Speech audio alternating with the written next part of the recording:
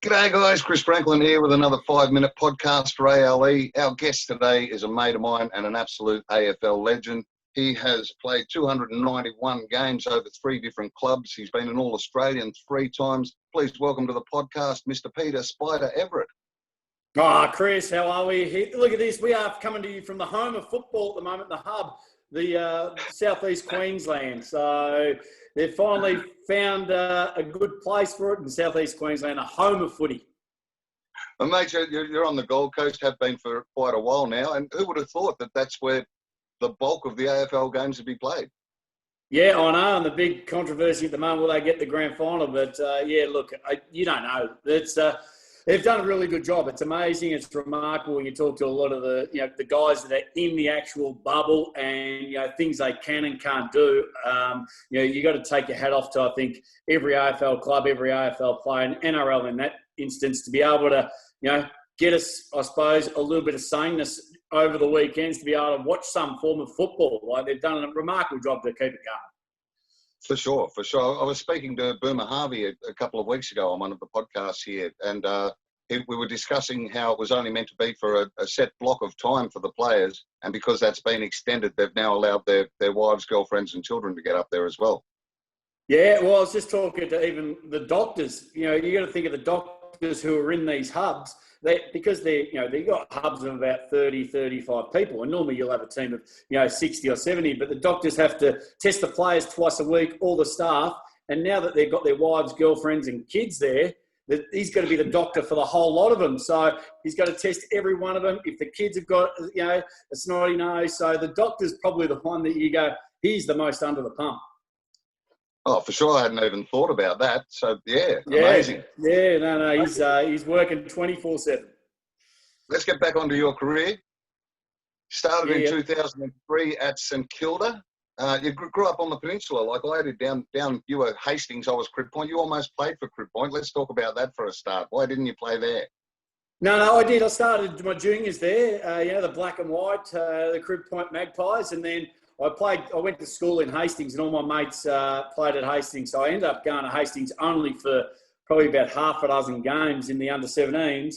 And then that was when the zones were around. So, the whole of the Mornington Peninsula was zoned to St Kilda. So that's why we got the likes of Nathan Burke from Pines, Robert Harvey from Seaford, Stuart Lowe from Mount Eliza.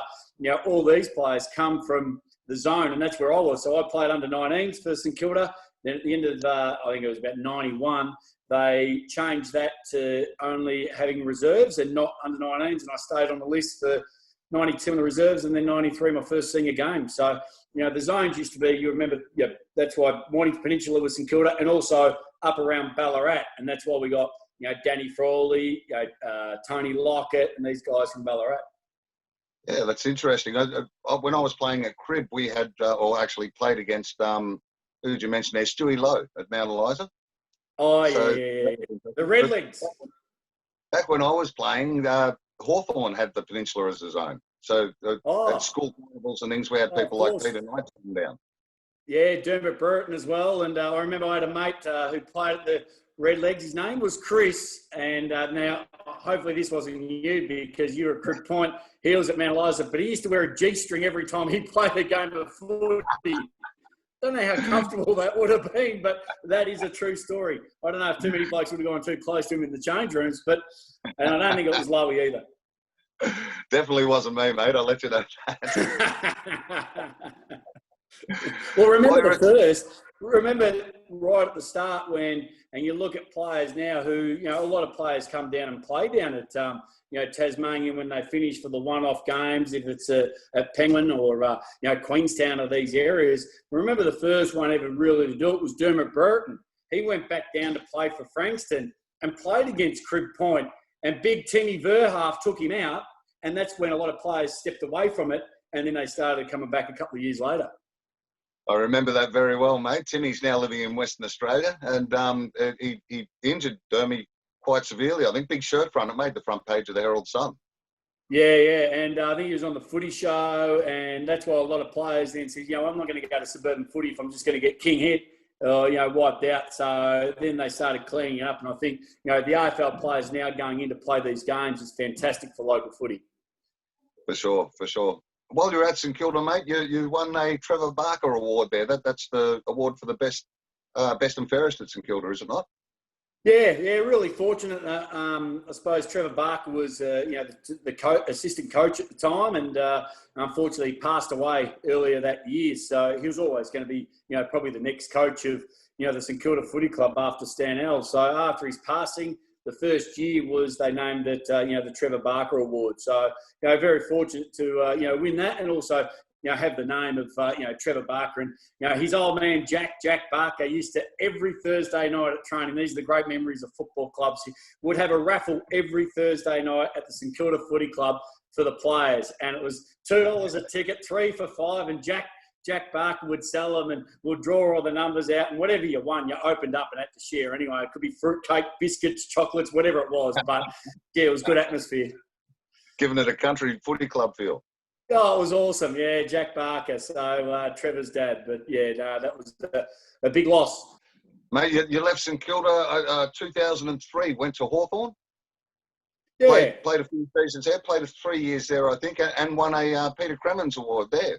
Peter Cremins. Yeah, again, another medal after, a champion. It was fantastic to be able to, go to Hawthorn and have a look and, just try and, there was a persona or a perception of me out there that, I enjoyed drinking and going out and partying, but I'd also trained pretty hard, and I wanted to be taken a little bit more serious on my footy ability rather than the going out, and I wanted to change that, and that's why I pretty much, left St Kilda, unfortunately, went to Hawthorn, but it was great. I lasted there a few years, and as soon as I left there, they went in to win 4 grand finals in about 5 years. So Clarko's done a great job. But we moved from Glenferrie Oval when out to Waverley. So you saw the transformation from that real good country historical feel of Glenferrie to these beautiful new big open areas of football. So yeah, it was a pretty big change.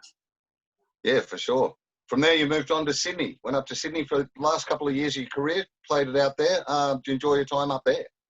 Yeah, look, it was a great experience to try and find out the difference between, living in a different state. You live in Melbourne, which is a huge AFL bubble, and, then suddenly you're in a town that don't know anything, realistically don't know a lot about football. Yeah, they get some good crowds, but I still remember now when we walked into the SCG and there's a cricket game on. There would have been probably about 600-700 kids out the front, and myself and Barry Hall walked past 600 or 700 kids, and not one of them knew, didn't know very about me, but didn't even know Barry Hall. And Barry Hall had been there, been a premiership captain, and none of them knew. And I'm like, wow, this is completely different to Melbourne. Melbourne, you would have got absolutely smoked.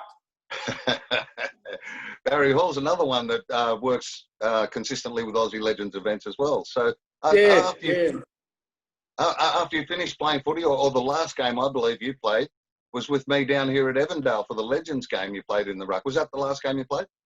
Yeah, I know. Yeah, it was. And I still got the footy. I had to go and find some footy boots. That was the hardest thing because I had some really old ones and they were a bit small. So I had to run through the shopping centres of the Gold Coast and try and find a size 15 pair of boot. And it's pretty hard to find. But look, I love doing those games, and the games that you make it a lot of fun. You have a bit of fun out there, and you're always doing it for a good cause. So I'm always put my hand up to some of those games because they're great to get out into the community. It's great to have a little bit of fun, and as you say, they're well structured. We had a ball before the game, we had a ball after the game, and we all enjoyed the game. So that was the main thing. It was. It was a great day. It was all for Gastroparesis Tasmania, and it was put together by Aussie Legends Events. Mate, you've had a stellar media career after footy. Yourself and your lovely wife Cherie have done the travel show, the Great Aussie Doorstep. Tell us a little bit about that. Yeah, when I retired, you know what it's like, even if you're on the road doing comedy or trying to put events and that together, you kind of get to a town, and unfortunately you're so focused in either on playing footy or doing a function, you don't get a real good lot of time to look around. So when I retired, I thought, I really want to travel around Australia and have a look. So when I did that, I thought I might as well film it at the same time. And we ended up doing a travel show, which has been going for nearly 10 years now. And and we do motorhome tours on the back of that. A bit hard at the moment because all the borders are closed, but we do Melbourne to Darwin, Darwin to Perth. So, out there in the motorhome and seeing some of the great places around Australia. And it doesn't matter what state you're in, there's so many great places that, so many people haven't seen. And I suppose the environment that we're in at the moment gives these, everybody an opportunity to go around and see what is, pretty much on their doorstep. Might be 50 Ks down the road, could be 200. You don't have to go that far to find some gems. Yeah, for sure. I've been lucky enough to experience that myself with the comedy. It's taken me all over the country, and there's some amazing places out there. Yeah. And you're like me, you don't really get a good chance to have a look. So that's why I want to take the time out and have a good look at it, and it's fantastic. Most recently, mate, breakfast radio DJ, Gold FM on the Gold Coast with my old mate, Bridge Daly. How's that working out for you? Having fun doing that? Yeah, it's been good. It's been an eye-opener. You didn't really know much about radio when I went into it. Of course, when you do little bits and pieces and, you might go in there and do an interview, but when you got to put a whole show together and the planning behind it, and then, consistently Monday to Friday every single day. It's a whole different market, but same thing. You can refer a lot of it back to how footy's structured. You turn up at a time, you've got your coach, which is your boss at work, and you got your teammates, which for me is Bridge and Benny, and we all play our own roles, and hopefully that brings success. So very similar to a football situation. It's not physical. I've put on a few kilos sitting in the chair talking crap, but that's okay. You're allowed to do that. So, no, I've actually really enjoyed it. It was just see how it goes, 10 years, which is a long time in radio. So hopefully we can get a couple more years. Yeah, nice work, mate. Well, there you go, folks. There's another example of the great talent that Aussie Legends events can get you anywhere in Australia. If you've got a sporting club that needs a sporting event, we've got the talent for you. Spida Everitt, thanks very much for your time today. No worries at all. I look forward to catching up with you very, very soon.